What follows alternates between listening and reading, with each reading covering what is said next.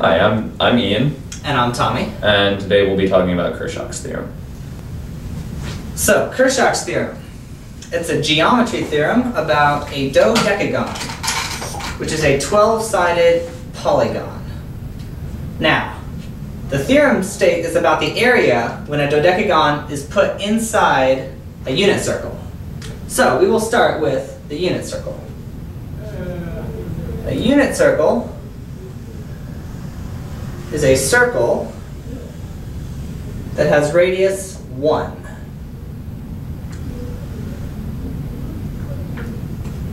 And so, as you probably know, the area of a circle is given by the formula pi r squared. Pi times the radius squared. And in this case, the radius was 1, so this area simply equals pi, which is about 3.14. Now, one of the important parts of Kurschak's theorem is that he takes something that's complicated and he makes it simpler. So, instead of dealing with this circle a lot, the brilliant thing he did was he said, all right, let's make this something more manageable. So what he did was he drew a square that touched the circle once on each side. And so what that means, what can we say about the area of this square?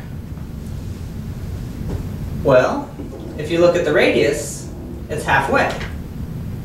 So one side length of the square is going to be equal to 2. And since the area of a square is given by the side squared, the area of the square is going to be equal to 4. All right, now it's time to get to the dodecagon. Now, drawing a dodecagon is not the easiest task in the world. However, I will give it a go. So, and one special thing is that for Kurschak's theorem, the dodecagon has to be a regular dodecagon.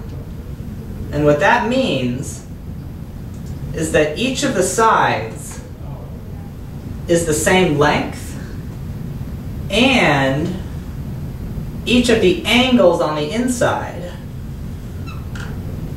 is also the same measure, the same degrees. So, one thing we're going to need to know is, well, if they're all the same, what are they? So here's where another result in geometry comes into play. If we take any convex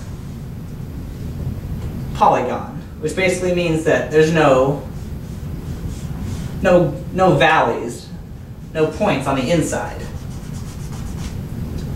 then what we can do is we can take one of the points, one of the corners, sorry, and connect it to each of the other corners until we break it up into triangles.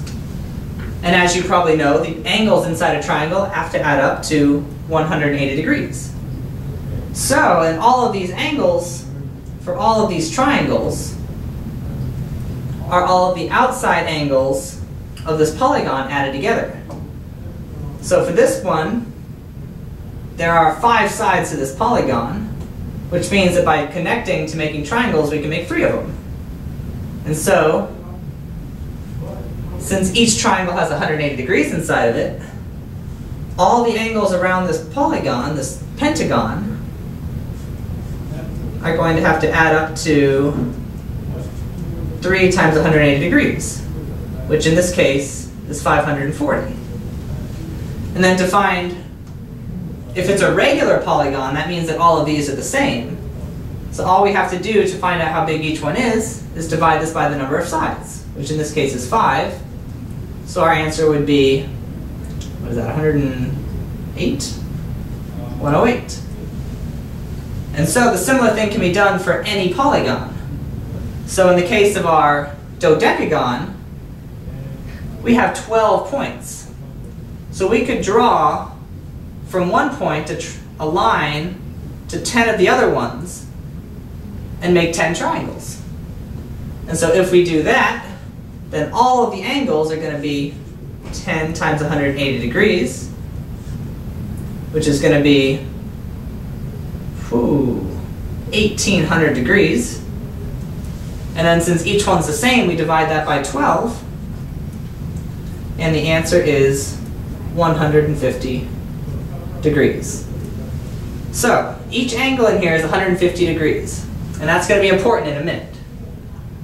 Now, let's think about the area of this dodecagon. We know that the area of the circle here is about 3.14. And so you can see here that the area of the dodecagon is going to be a little bit less than that, because there's these little areas missing all the way around.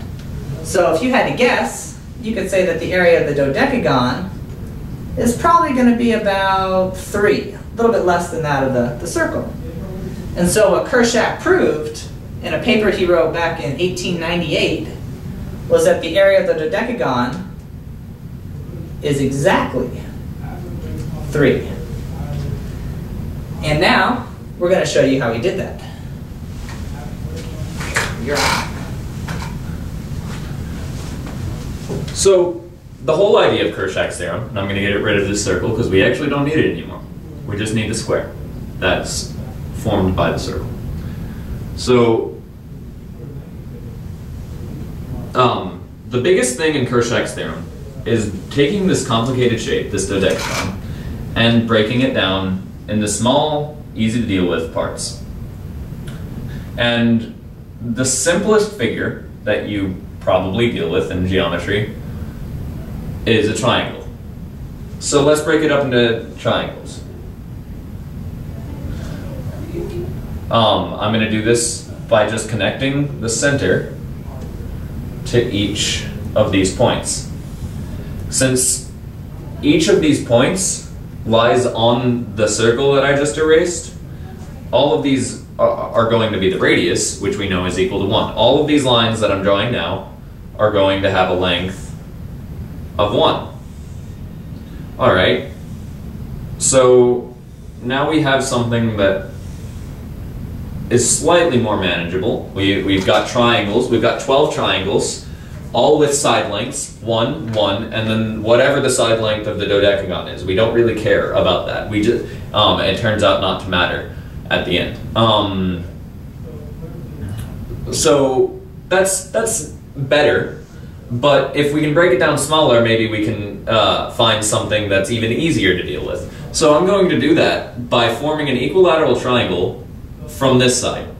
So we know because it's equilateral that it has to have the sides all have to be the same. So this is going to be a side, side, and side. Whatever the side length of the dodecagon is. Well, we want it all to be triangles, so we need to fix this. And I'm going to do that by just drawing a line between that. And now, because we know that the angles of an equilateral triangle are all going to be 60, right? And I'm going to do the same thing to its neighbor, because I'm going to end up doing it 12 times anyway. So the angles in a equilateral triangle are all 60, and the radius is going to bisect this angle. It means it's going to divide it evenly into 2. Well, we know from this that these 4 angles all have to add up to 150. So we get, and we also know, since the radius bisects this angle, that these are going to be equal. So we get 180 equals 120, which is 60 plus 60, plus 2, let's call this angle alpha. 2 alpha.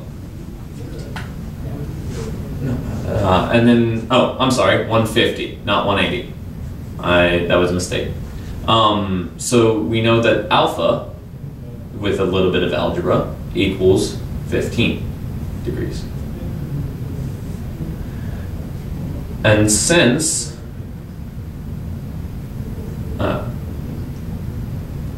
15 degrees, and since this angle also divides this angle evenly, And this was initially, since we're dividing the circle into 12 parts, 360 over 12, right? That's this whole angle. That's going to be 30. And this is going to bisect that. This is also 15, which makes this triangle isosceles, which means that this is the side of the dodecagon and this is the side of the dodecagon. That's nice. And this is 1. So now, and this is going to be 150 because these angles all have to add up to 180. So now we've got a bunch of triangles after doing the same thing to all 12 triangles.